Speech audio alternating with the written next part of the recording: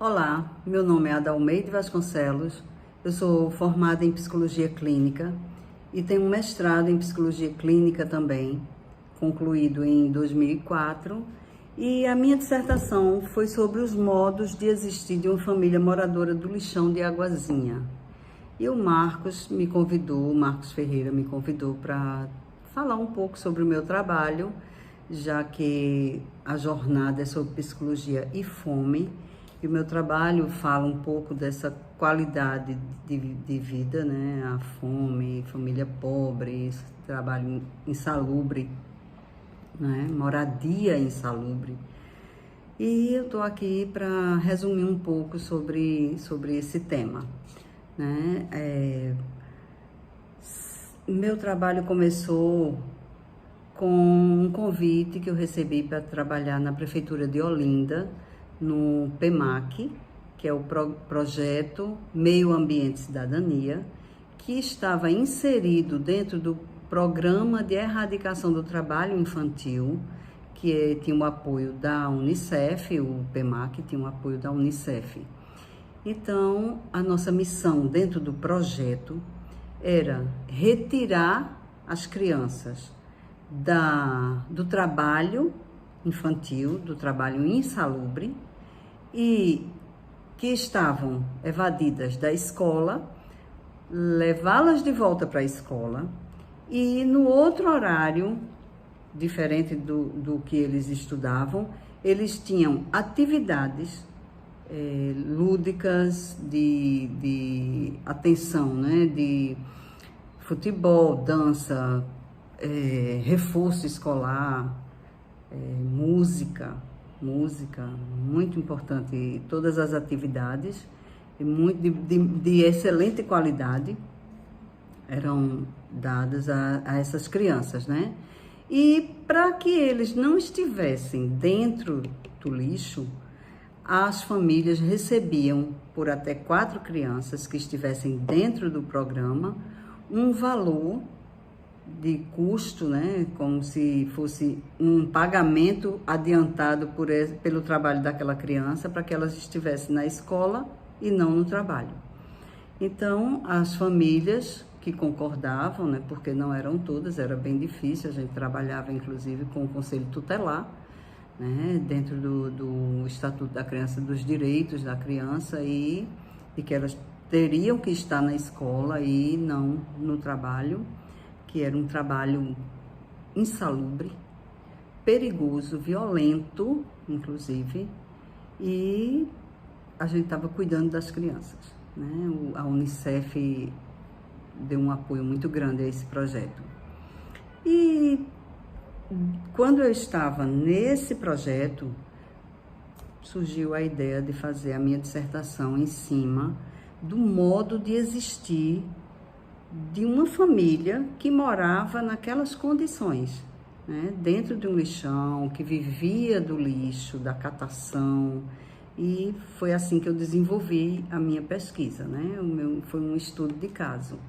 Eu escolhi uma família, que eram 7 filhos, de adolescentes menores de 16 anos a 3 anos de idade.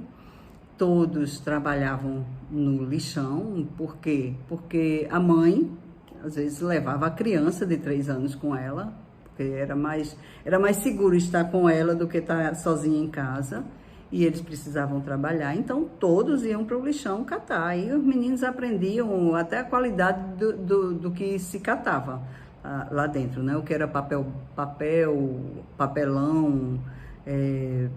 plástico, o que servia para ser reciclado, e o que era que tinha mais valor, né? Porque tem um valor. E eles vendiam isso, e essa renda era revertida para a família, né? Então todos tinham que se virar, tinham que trabalhar. Os adolescentes já se sustentavam, trabalhavam para se sustentar.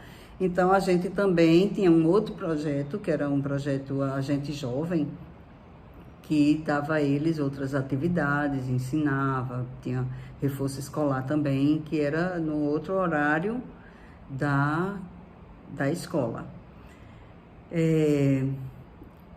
E meu trabalho começou com essa família, como uma pesquisa, procurando ver como era que eles se sentiam como seres, como pessoas, como cidadãos, quais eram os sentimentos dele, qual era a força dele, como é que eles se viam dentro daquela comunidade, como era que eles, o que eram os sonhos deles, e por aí foi a minha pesquisa. Então, eu pude ver que, primeiro, eles não se sentiam pessoas, cidadãs, né? Porque eles diziam que pobre eles não eram, eles eram miseráveis, eles estavam abaixo do que se considerava pobre. Então, eles não se viam como pessoas, eles se achavam, até se identificavam com o lixo, né? Isso era muito cruel, porque assim, eles moravam, a casa, o local onde eles moravam era dentro do lixo, era dentro do lixão, porque ali eles estavam, era mais próximo do descarrego dos caminhões de lixo, e se eles não estivessem tão próximos, eles perdiam essa coleta, e perdendo, eles não conseguiam lucrar. Então, eles viviam ali. O trabalho era diuturno, né? Muitas vezes os jovens passavam a madrugada inteira lá esperando os caminhões que vinham dos melhores lugares de coleta, que era de Boa Viagem, ou era de Boa Viagem, não, de Casa Caiada, né? Que era de Olinda, né? De Recife, de Casa Caiada, de Rio Doce, de onde estava o poder aquisitivo melhor. Então, era na madrugada que eles catavam, e lógico que de manhã não tinham disposição para ir para a escola. À noite não iam para a escola porque estavam dentro do lixão. E à tarde também estavam dentro do lixão. Então, eles não iam para a escola, abandonaram a escola. A coisa mais comum que a gente encontrava era a evasão escolar, né? Era muito forte isso lá dentro. E esses jovens também se sentiam aquém da sociedade, né? Eles tinham vergonha de dizer onde moravam, e isso às vezes os afastava da escola, porque existia o bullying, né? Os outros colegas que diziam, é um bando de urubu, não sei o quê, brincavam com eles nessa situação, e isso era muito cruel para eles, e eles preferiam sair da escola, né? Então, não existia para essa família um salário, né, uma renda fixa, e eles faziam malabarismos para poder sobreviver. A casa, apesar de ser numa situação assim, uma casa de tábua, né, de restos que eles encontravam, aí eles ainda tentavam manter dentro de casa uma certa privacidade entre o casal e os filhos, né? Eles tinham assim muita conversa com os filhos para não se envolverem com as drogas, que eram um dos problemas mais sérios dentro do lixão também, era a distribuição de droga. E então esse casal, eles prezavam pelos filhos nisso, por isso que eles estavam sempre juntos desses filhos, né? Mas a maioria também entrava nessa por conta da dificuldade de conseguir as coisas mesmo, né? Então a droga era um caminho para muitos. Viver esse trabalho, né? Vivenciar essa pobreza, essa miserabilidade, não foi um trabalho fácil para mim, né? Inclusive me adoeceu muito, mas a gente enfrentava de outras formas, né? A gente tinha as nossas terapias à parte, e os nossos grupos de psicologia que a gente fazia lá com supervisão para poder suportar o trabalho, né? A fome era cruel, porque você vê uma família viver do lixo e outras comendo do lixo. É muito triste.